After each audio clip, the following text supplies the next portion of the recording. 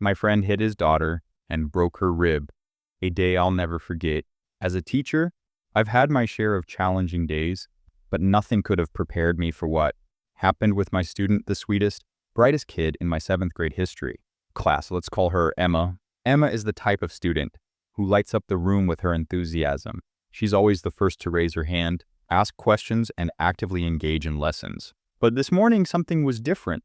She came in late, her hoodie pulled up over her head, and her usually energetic demeanor replaced with quiet discomfort.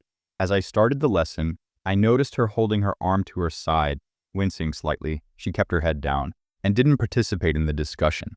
About halfway through class, I walked past her desk and saw tears welling up in her eyes. My heart sank. I gently asked her to step outside, away from the eyes of her classmates. At first, she didn't say anything, just more tears streaming down her face. It took a few minutes of reassurance before she finally opened up. "I woke up late this morning," she whispered between sobs. "I dropped a glass of water, and my dad got mad." Her voice broke, but she continued. "He punched me twice in the ribs." I froze for a moment.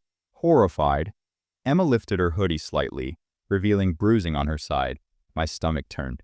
Her father, a man over 6 feet tall and 200 pounds, had hit his 12-year-old daughter, who couldn't weigh more than 85 pounds. I immediately called a colleague to cover my class and took Emma to the health office. The school nurse examined her, while I contacted her mother. When Emma's mom arrived and saw her daughter in pain, she nearly exploded with anger. She cursed her husband's name, calling this the final straw. "I don't want you to report it," she said, but I explained that I was legally obligated to do so. Emma herself had used the word abuse, and there was clear evidence to back it up.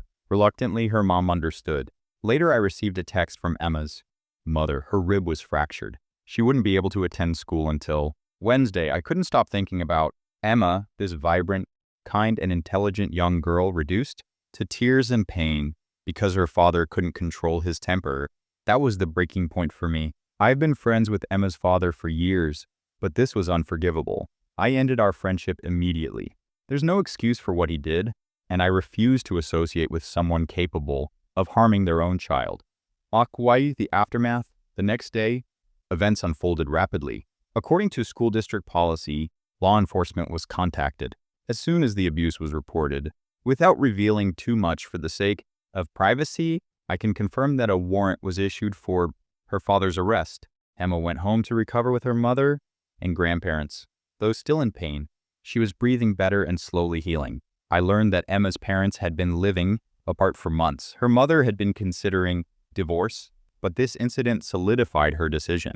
She texted me the next morning to say she was filing for divorce and thanked me for stepping in. Her mother, who I've known for 16 years, assured me that she's committed to giving Emma a safe and loving environment, though she admitted to witnessing moments of her husband's abusive behavior in the past. She vowed to never let it happen again. Meanwhile, Emma's father bombarded my phone with calls and messages, accusing me of destroying his family and demanding that I stay out of his business.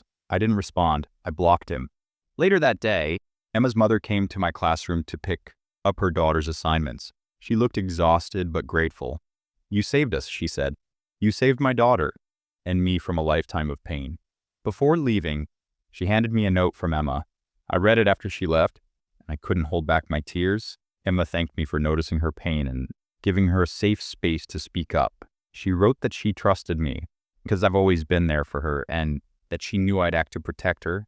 She called me her favorite teacher and promised to be prepared for class when she returned.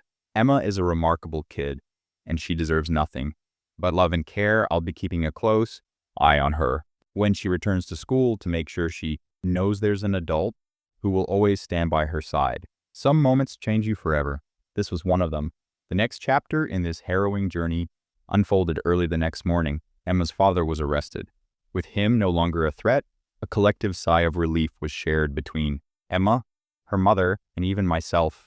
However, I couldn't ignore the chill that ran down my spine when I learned he had admitted to driving by my apartment complex the previous night. By sheer luck, or perhaps instinct, I had left town for the weekend. It was a close call, but now I could breathe easier. Emma and her mother could finally relax too, knowing the immediate danger had passed. This ordeal reinforced an important message that I feel compelled to share. If you are being abused, please tell someone, whether it's a teacher, counselor, or any trusted adult. I understand how difficult it is to talk about such painful topics, but there are people who want to help. It could mean the difference between enduring a lifetime of harm or finding a way out of a dangerous situation. A warm return after being out for over a week. Emma finally returned to class. She walked in with a beaming smile that lit up the room, her arm in a sling, but her spirit as bright as ever. She participated in class like nothing had happened, her resilience shining through. After school, she came by my classroom with a note and an envelope. Inside was a gift certificate to a cozy Italian restaurant, courtesy of her mother.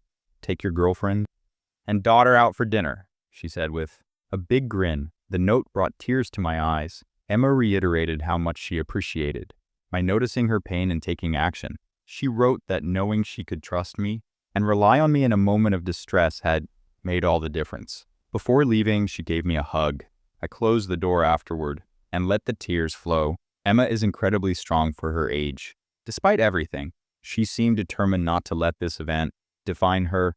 With her mother's newfound openness and a supportive family, I could see her heading toward a brighter future. Her father remains in jail and will be for a long time. Emma is safe, loved, and cared for. She is, without a doubt, one of the most remarkable students I've ever had the privilege to teach. Chapter T, a new chapter. The events of this year had taken their toll on me. Between bomb threats, school shooting scares, a chaotic 15-person fight that spilled into my classroom, and reporting Emma's father for child abuse, I felt drained.